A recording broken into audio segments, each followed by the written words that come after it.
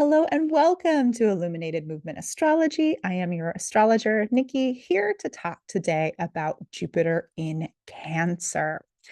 So, we'll be breaking down the planet Jupiter, about the sign of Cancer, giving you some reflection questions for you to contemplate about how this energy may show up in your life. And then I'm also going to talk about two of the other aspects that are happening with this transit. The first being the square to Saturn and Neptune, and the second being the quincunx to Pluto in Aquarius. Now, I did release a video. Sorry, these are a little out of order, but that's the way it happened this time, about Jupiter in Cancer through the houses in relationship to the quincunx in Pluto through the houses. So I'll link that below if you want to check that out if you haven't already. And then I may also do one for the square as well, because it's kind of a lot to talk about. It's a lot to break down. But for those of you who are new to me, you know that I don't like to just go through the transits. I want to give you the bigger picture because it creates a skewed sense of what's happening when we just talk about Jupiter and Cancer and don't talk about how it's relating to the other planets in the sky. It's like doing a solo project versus doing a group project, right? Not the same energy. So we're going to be focusing a little bit more on the other moving parts of the group. All right, here we go. Okay, so the way that I primarily work with astrology, especially when I'm talking to clients, is through a humanistic and an evolutionary lens. So, this type of astrology, these two types of astrology, focus on your own personal growth, self actualization, and soul development.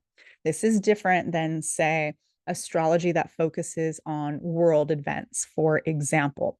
So, the way I talk about the planets is that everything is here for your benefit, even the tough stuff, especially the tough stuff, right? Not that we bypass it, not that we gloss over it and say, oh my gosh, it's, sunshine, puppies, and rainbows, because it's not.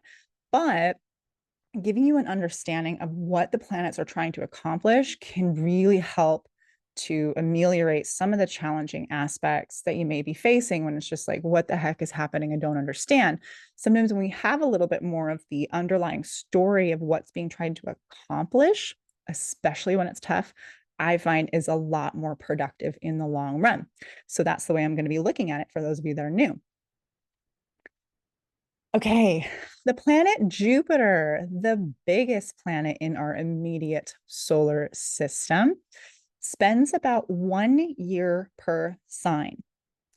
So this time, Jupiter in Cancer will be there from about the beginning of June to about the end of June in 2026.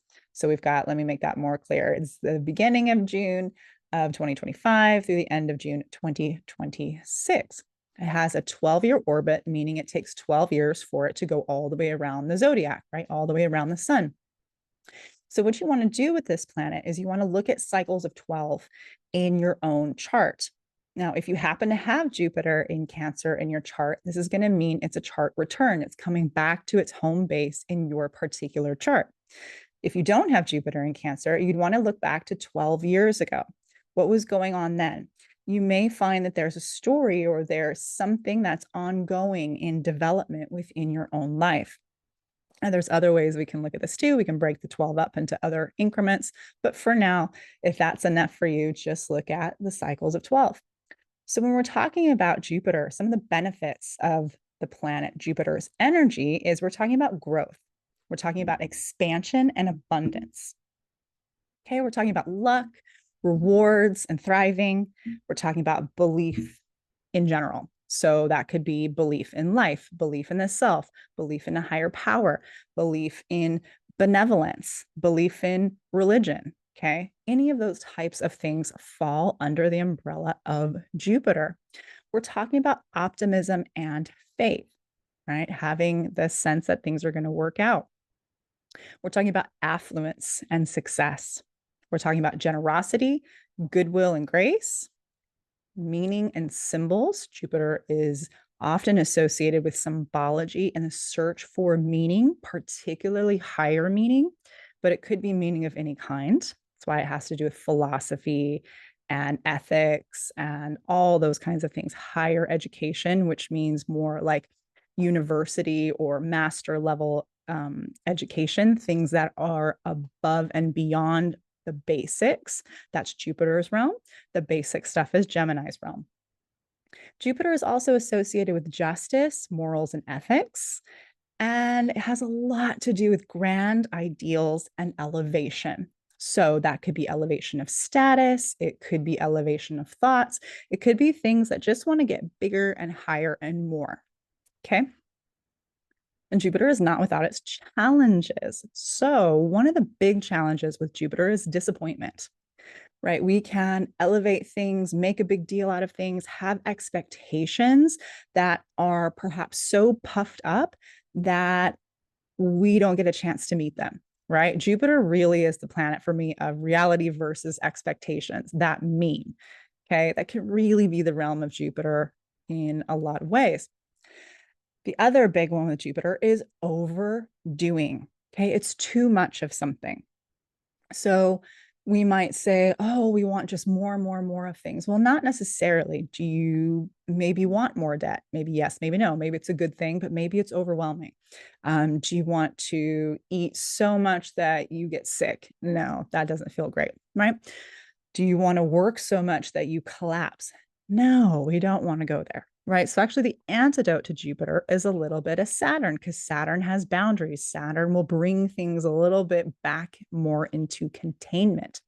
So if you're too depressed, you feel too locked up, too just, oh my gosh, shackled down or burdened, you probably need a little bit more of Jupiter in your life, a little bit more lightness and faith and like, okay, things are gonna be all right.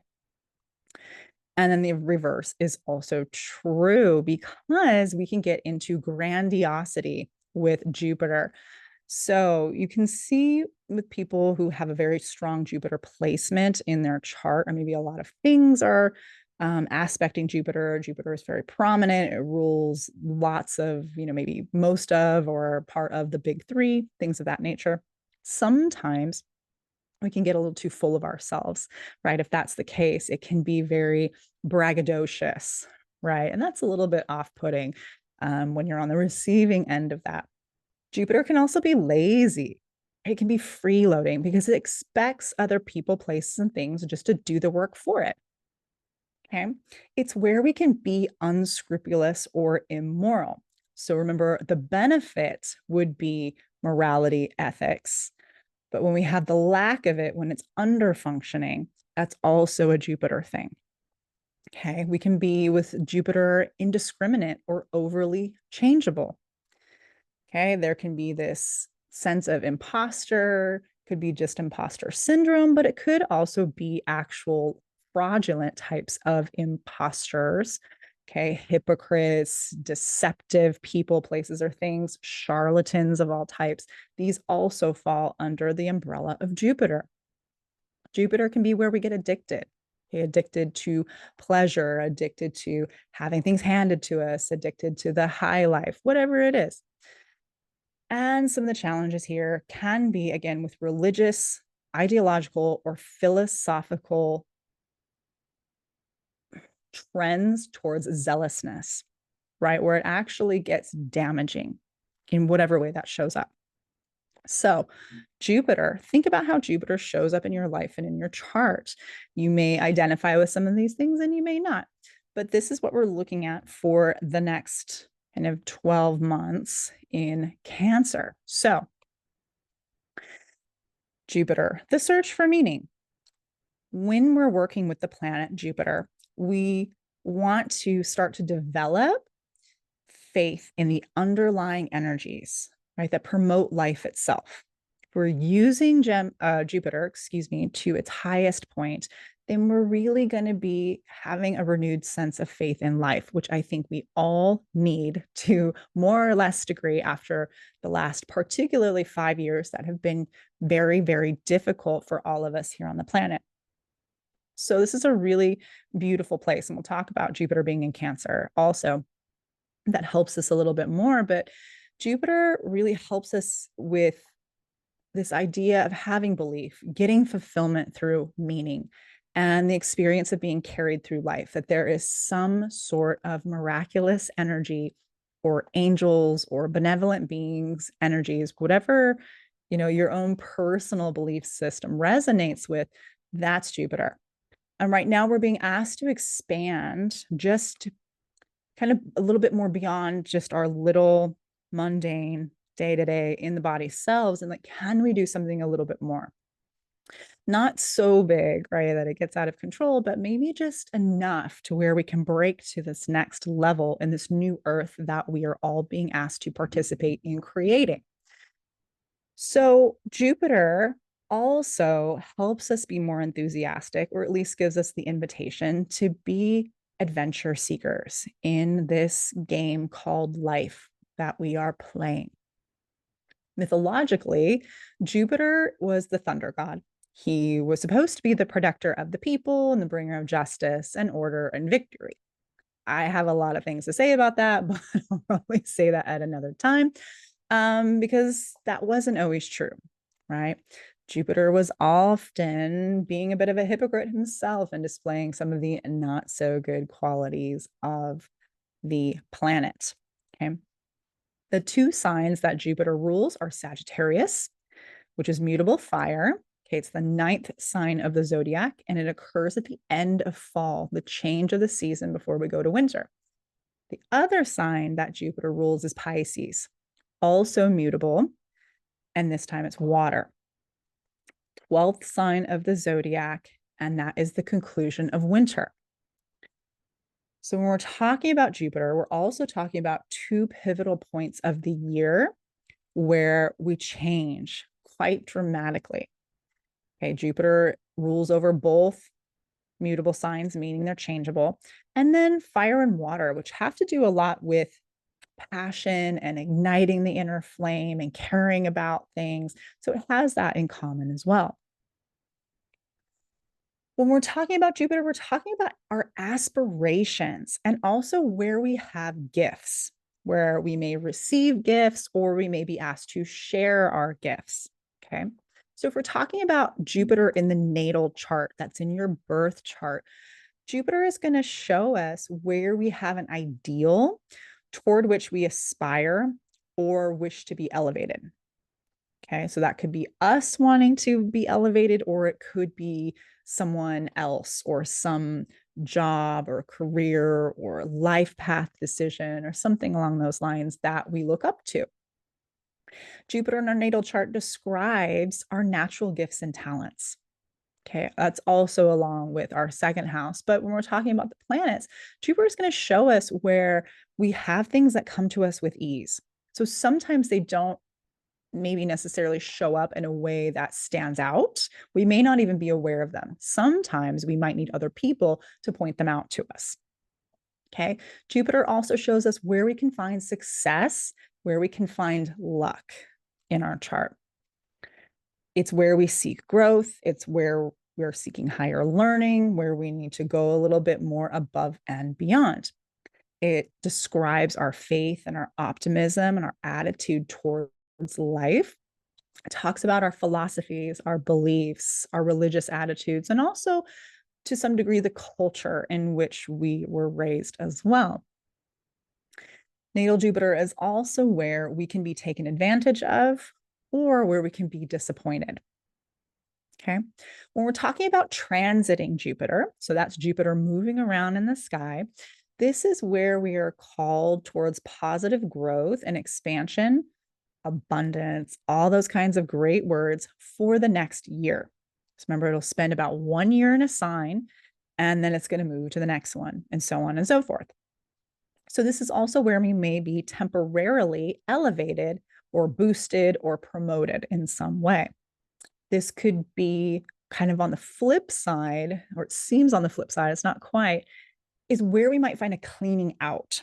Often because Jupiter is asking us to expand, it cleans out things in our life that are no longer necessary so that we can make room for the new stuff trying to come in. So if you find there's a clearing out under a Jupiter transit, this could also, again, be, in a sense, your higher self or the universe, again, whatever your belief system is, helping you make room for new stuff to come in.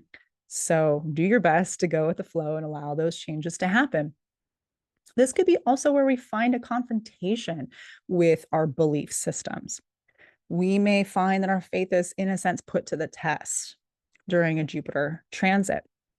This could be a time where we overdo things, where we take on too much. We're saying yes, yes, yes, yes, yes, and not enough. No, gosh, I don't think I actually have the bandwidth for that.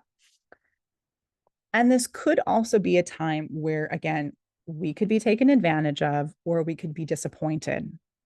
Okay. So just keep that in mind while Jupiter is transiting your chart. Now let's talk about the sign of Cancer. So the planet is the action, it's the what's happening in our chart. The sign tells us, in a sense, how it's happening. So it's like the color glasses that we put on and see the world through.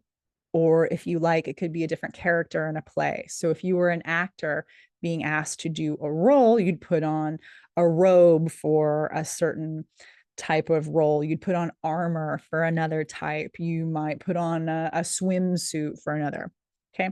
So when we're talking about Cancer, we're talking about the energy through which the planet Jupiter is going to be operating. So when we're talking about Cancer in humanistic and evolutionary astrology, we're talking about a really pivotal initiation in the development of our own emotional self-awareness, our emotional security, and the need to establish emotional rootedness, okay, a place where we feel we belong. So when we successfully do that, when we internalize this stable emotional foundation, self-nurturing, self-acceptance and love and care, when we really get all of that together, we get our ambitions in line, ready to be matured, that's when we can confidently step forward into the world and then express those things, which is Leo. So that's the progression from Cancer to Leo. We come home, we get the self together, we figure it out, we make a foundation, and then we share from that point. When we're talking about symbolically, Cancer is the symbol of the crab. For me, it's always a reminder that we need to protect what is vulnerable in ourselves and outside of ourselves as part of the maturation process. So maturing, that's Capricorn, which is the opposite sign of Cancer, right? We have something new, it's just started. It's maybe small, a little baby project or an actual baby. And then we care for it, we nurture it, we have all these grand plans that we want for it to make sure that it grows up, it survives, and it thrives. Okay. Again, whatever this happens to be in our life, that's the energy of Cancer. And then in Capricorn, it goes out in the world and really brings that home. So Cancer symbolically is also linked to memory, to family, to roots, to ancestry, right? Generational topics, to nurturing so that things can grow and develop. It can also talk about our inner child, the inner mother. Usually the moon represents also the inner mother, or it could be in some respects our outer experience of our mother. And it also represents emotion and intuition. So Cancer is ruled by the moon in both traditional and modern forms of astrology. It rules over in the natural zodiac, the fourth sign, the fourth house. Okay. And it's the beginning of summer. So it's an important thing to remember that Cancer is initiating. A lot of times when we talk about Cancer, it seems like they're more retreating, but that's not necessarily accurate. Cancer really wants to start something, and it wants to start it from the heart and from what it cares about. And that's important to remember. We're talking about cardinal water when we're talking about Cancer. So the cardinal signs all begin the seasons. Okay. And then water has to do with our emotional realms, the things that we draw into ourselves and the ways in which we feel through life. So the benefits and the challenges when it comes to Cancer, there's a lot, but here's just a sampling of them. When we're talking about the benefits of Cancer, we're talking about soul-driven ambition. A lot of people miss that with Cancer. Cancer is quite ambitious. That doesn't belong just to Capricorn. It's part of the Cancer-Capricorn axis. But the big difference with Cancer is it's motivated by personal meaning. It's motivated by emotional conviction. It has the desire to build safe structures. We're talking about protecting what matters or is vulnerable, okay? Ourselves and things outside of ourselves. It's where we can tap into the collective tide, okay? Where we feel emotional undercurrents that ripple out through our family, our community, and the world at large. It's where we have memory. Now, memory in a positive sense links us to our lineage, to our ancestry, to belonging, to intuitive guidance, so that we can take all of what we've learned from the past and begin something new with it. When it gets stuck in the past, that's not a benefit. Okay, the benefit is learning from the past, taking it and using it to initiate something that moves us forward. Okay. Cancer creates containers. If you look at the symbol of Cancer, it's encircling, it's enveloping, right? It creates containers for emotional security, for nurturance, and for thriving. Cancer also has an inbuilt retreat system. Okay, and this is very important to Cancer. This has to do with renewal and has to do with the creative incubation process. Okay, you can think of this like the moon phases as well, because Cancer is ruled by the moon. We have the dark moon where we don't see it, right? The beginning of the new moon, and then it grows to the crescent, to the full, and then it wanes back down again, all the way to the dark moon where it starts. Again, Cancer has the same energy. So it needs periods where it's out and it's full and it's bright, and periods where it retreats back into itself. Really important for Cancer, for flow in life, to tap into those rhythms for yourself internally, especially, but also potentially out in the collective, depending on where Cancer shows up in your chart. Some of the challenges of Cancer, because there's always challenges in everything in our lives, and astrology is no exception. Talking about emotional overattachment. Okay, this is the clingy, stage 5 clinger, overly needy, acts like a 2-year-old when they're 45, right?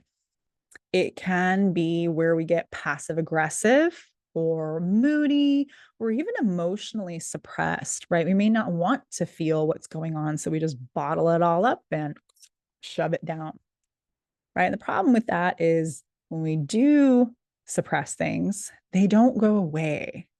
They come back, but they come back kind of gunky and twisted and with friends, and now they're really funky and they smell, and it's just not good. So it's better to get things out or to deal with them in some way. Another challenge of Cancer: overcaring, right? Doing too much for other people. So that could be in various forms of people pleasing, which is also a survival instinct, right? Which Cancer has inbuilt. Got to retreat, got to take care of things so I can survive. So my offspring or whatever I'm trying to bring forward can survive. But that can get out of control, right? It can turn into smothering. It can turn into enmeshment, perhaps, or neglecting your own needs for the sake of other people. When your well is dry, you got nothing to water others with. So, big lesson and challenge for Cancer. One of the other challenges here, again, clinging to the past.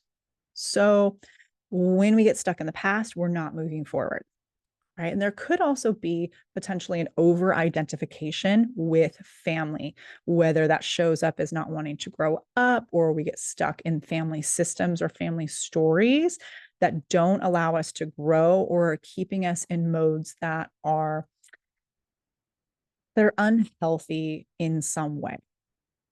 Okay, Cancer can hold on to for dear life sometimes to those things, and it needs to, like the phases of the moon, let it go and let it change, learn from it and move on. Okay. Another challenge is fear of vulnerability or rejection, right? When we're afraid of being vulnerable, when we close ourselves up, we clam up and clamp up, we don't allow other people into our world. You know, it's not about just letting anyone in and, oh, I'll help you and help you and help you, right? Like Pisces. Not to pick on Pisces, but that's another place where this can show up. This is about picking the right people to be vulnerable with, where you can show your soft, squishy insides, right? Because Cancer has a shell on the outside, wears armor outside, and there's a reason for that armor. But we don't want to get stuck in it so that it becomes a prison. Sometimes when we're afraid of being vulnerable or afraid of rejection or those types of things, it can lead us to be controlling because we don't want to, right, get that shell kind of penetrated. So it's like, I'm going to make this happen over here. No, you can't get too close over there. I'm going to arrange everyone's schedule so that I feel safe, that sort of thing.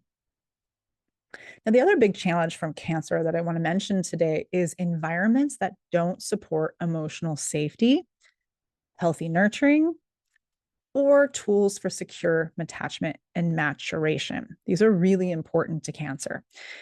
Cancer can be the most hospitable, amazing, loving, badass sign, but if it's in the wrong place, it's going to really, really struggle.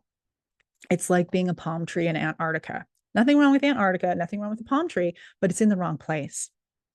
So we have to make sure that we're filling ourselves up in these emotional, nurturing ways when it comes to Cancer energy. So if we put the planet Jupiter in the sign of Cancer, we're talking about an invitation for expansion, right? Through emotional connection. We're talking about a new sense of faith and trust in life. We can use our past stories, our memories, or our lineage as a means to expand our consciousness, compassion, and nurturing capabilities. We're talking about being able to reconnect with our emotional center from a place of secure emotional authority. We're able to initiate new creative projects or endeavors that are soul aligned. We're looking at integrating feeling and meaning. We're talking about creating new paths of meaningful self-care, of evolving beyond limiting beliefs formed in early experiences or our family inheritance. Okay. Now, with Jupiter in Cancer, we want to be cautious around the dynamics of overdoing, right? We've talked about that. So it's overdoing, over identifying, over protecting, over nurturing, being overly emotional, etc. Okay. We want to be cautious also around emotional disappointment. Okay. Letting that just take our life force right out of us. Want to be careful with emotional manipulation, whether that's coming from you or others, right? Using emotions on the basis for immoral or deceptive behaviors is no bueno, and it is possible under Jupiter in Cancer. And we also want to be cautious around not wanting to mature, not wanting to take responsibility or accountability for one's own emotional security. And again, that could be you, or that could be something that comes up for you in your family or at work or with, I don't know, your neighbors or whatever that happens to be. Okay, that's something to watch out for during this Jupiter in Cancer transit. So here's where things get a little tricky because why would 2025 be easy? It just isn't. And that's okay. It's a lot of changing energy. It's a lot, but it's also where we are, and we might as well face it head on like a wonderful Aries, right? With all that Aries energy we're getting. So let's talk about the uncomfortable aspect between Jupiter in Cancer and Pluto in Aquarius. And again, I did a whole video breakdown going house by house on this if you're interested in how you can make these weird planetary alignments work better for you. Okay, so that's linked below. So we're talking about Pluto in Aquarius. We're talking about dismantling systems. Okay, Pluto, in a sense, destroys, dismantles, takes apart, evaporates away things that aren't working or things that, for whatever reason, are stopping us from our soul evolution. Often it's things we're attached to. And that's kind of the really challenging, sucky part of Pluto is it's like, hey, I really cared about that. I was invested in that. Why did it just go away? Okay, so that can be where Pluto gets a lot of hate. But the real goal of Pluto is to help us evolve, because whatever the thing is that gets taken away in a Plutonic sense, these non-negotiable things where we can't just go back and have a do-over, it's because it needed to end. And it really is for our benefit. And if you can remember that with Pluto, doesn't mean you're not going to get upset or angry or, just completely devastated by something that happens, but it's important to remember. Okay. So again, we're not bypassing, we're not just cherry picking or putting glitter on things that don't need glitter. Okay.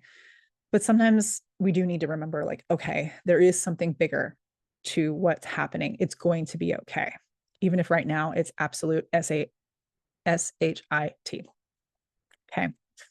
All right, so back to Pluto and Aquarius. We're talking about dismantling things. And with Aquarius, what we could be talking about is systems of technology, systems in the collective, or things that we've been belonging to, groups we've belonged to, associations we've had, teams we're a part of, the plans that we had for our future. It could be ideologies, things that we've been mentally invested in, right? Especially being potentially feeling right or feeling.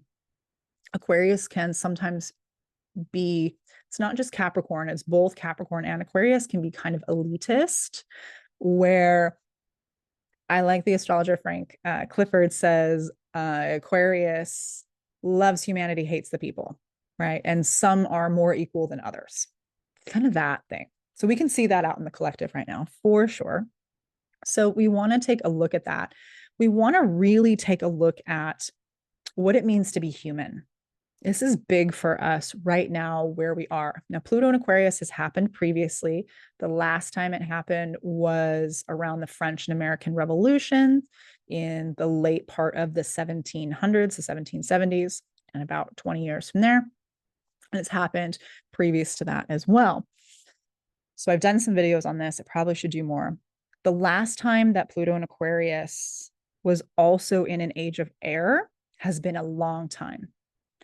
So everyone that's been alive has lived through a 200-year cycle of Earth energy. And now we're in a 200-year cycle of air energy that happened with the Great Conjunction in 2020, December of 2020. If you remember, everyone was making a big deal out of Jupiter and Saturn and the Great Conjunction at the end of December. Well, that's part of what it was. So that changes the way the collective feels. We're not going back to solid terra firma Earth. We are out in outer space, moving with the wind, changing things. And it's going to be like that for the next 200 years. So we better get used to it. In a closer sense, we've also changed our planetary energies from about 8 years of all the outer planets being in earth and water to them all changing in the same year, which is extremely rare, to fire and air. So what we need to remember what it's like to be human. We need to remember why we're here, because whether we like it or not, there is AI, there is robotics, there is transhumanism. Aquarius is the time of year in the Northern Hemisphere where the sun is furthest from the earth. So in a sense, it's where we can be furthest away from our heart. That's why Aquarius is cool and it's detached. It's because the sun is not shining so close to the earth. Leo's on the opposite side of that, right? Hottest time of the year in the Northern Hemisphere, all about heart and shining in the light, being special, all those kinds of things. Aquarius is the opposites of those things. So we need to be able to navigate. And Pluto is going to make it a little uncomfortable in Aquarius because Pluto is detached in a lot of ways, because it'll just clear things out because they got to go. But it also stirs within us a lot of emotions. And Aquarius and emotions, not that they're not feeling, but they're just not really compatible. Now we put in Cancer. Okay, so Cancer and Aquarius, Cancer is all about emotions and heart and feeling and doing things by intuition. Aquarius isn't. And so there's this mismatch of energy going on, especially at the beginning of this transit, where it's like, who are you? What are you? What's happening? Can feel really odd. Not that we already don't feel like things are weird, right? It's like great and more weird. But what we're looking at is we're looking at having to, in a sense, stretch ourselves a little bit further because what we've been doing isn't working. So we got to do something different. Okay. Now, the square energy to Saturn and Neptune in Aries. So Aries and Cancer are naturally square. They make a 90-degree, like a right corner aspect, okay, in our charts. Now, in some forms of astrology, it's bad, it's going to be awful, and we don't want it, right? Where humanistic and evolutionary astrology differs from those types of fatalistic astrologies or event astrologies is it says, all right, you're being hit with a challenge. You're being hit with a different point of view. This is a catalyst for change and a really good one if you can harness it. So when we're talking about Saturn and Neptune and Aries, we're talking about needing to initiate, needing to be bold, needing to be creative and courageous, right? We're talking about, can we be the spiritual warrior? Can we take inspired action, to be Aries, without falling into illusion, Neptune, right? Or rigidity, Saturn. So we're talking about having to find balance between different points of view. Okay. So let's talk about Aries versus Cancer just a little bit here, because I already did a video on the Pluto and Aquarius. So what Aries and Cancer have in common is the cardinal, meaning that they want to initiate things. Whereas if we're talking about Aquarius, it's fixed. It wants to hold things in place at the apex. Okay. Cancer and Aries want to start stuff. They're both self-focused. They're self-protective. Okay. They have great leadership energy and abilities, possibly reactive. And they both have really strong instincts. Okay. Now, they have a lot of differences as well. So we're talking about self-preservation. We're talking about different ways of going about that. Aries protects our identity and our autonomy, right? Cancer protects our emotional integrity and our attachments, what we care about. Okay. When we're talking about how Aries and Cancer differ, it has to do with Aries wanting us to assert ourselves and Cancer wanting us to honor our emotional needs and the stuff around us in our immediate environment. Okay, Aries can go off on its own. Cancer kind of wants things that mean something to it around it. So there can be a struggle there between those two things. I really want to go out and I want to be bold and start this new project, but I'm afraid of how it might make someone else feel. That's one example. Okay, so what we're being asked to do is say, okay, how do we assert ourselves without abandoning our emotional needs or emotional intelligence, right? How do we care for others without sacrificing ourselves or our will or our direction? Okay, so we're being asked to integrate taking initiative while remaining in touch with our own emotional rhythms and needs. That's where we can really get this. Okay. So we're talking about integration. We're not talking about reaching this stagnant still point. We're talking about it flowing, right? So some days we're going to be more Aries. Some days we're going to be more Cancer. All of that is great. Okay. So it's not just we're always Aries Cancer. Maybe we can accomplish that, but most likely it's not going to happen. Okay. So again, we're looking for a flow. Ooh, so let's put this all together. Okay. So we're talking about evolutionary reorganization in 2025 in the big picture in general. When we're talking about this transit in specifics, we're talking about Jupiter and Cancer inviting us to really embrace our heart. Okay. But it can't be the same heart. It's like that saying from Heraclitus, no man steps in the same river twice because he's not the same man and it's not the same river. Okay. Something to that effect. We aren't the same particularly after the last several years, this Capricorn Pisces era that we have had, Capricorn, Pluto energy from 2008 and Neptune and Pisces energy from 2011 have completely dismantled most of the things that we thought we could count on in our lives. That's a lot to deal with. Now, there's many, many other layers to this. You've heard me talk about in this video and other videos, but I'll just say those two for now. So we don't have the same heart. We don't have the same emotional needs. We're not maybe concerned with initiating or protecting the same things that we once were. So the square here between Aries, that would be the Saturn and Neptune transit that's coming up, and Cancer, where Jupiter is going to be, as well as that quincunx, right, with Pluto, because we can't forget Pluto when we're talking about soul evolution. It's really pushing us to reforge. I love that word, reforge our emotional truth in the fires of individuality, Aries, and our future vision, Aquarius. Okay. All while maintaining our heart, our emotional center. And we can do it. It might feel awkward. It might feel uncomfortable. It might feel like we have no idea what we're doing. We're just throwing spaghetti at the wall until something sticks. And that's okay. That's part of this. That's part of all this initiation, all this change, all this uncertainty. So go with it. Okay.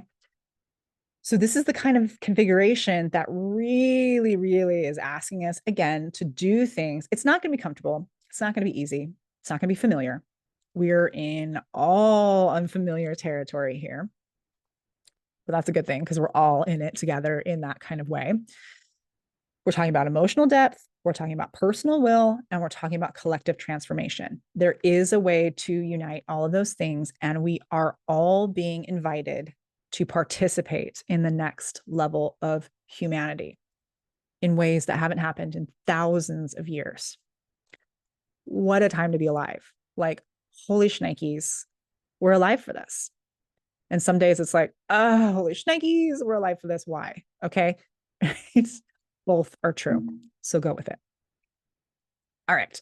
Some reflection questions, because this has been a lot, right? So great, Nicole, you just told me about all this energy. Now what the heck do I do with it? Here's some things to consider.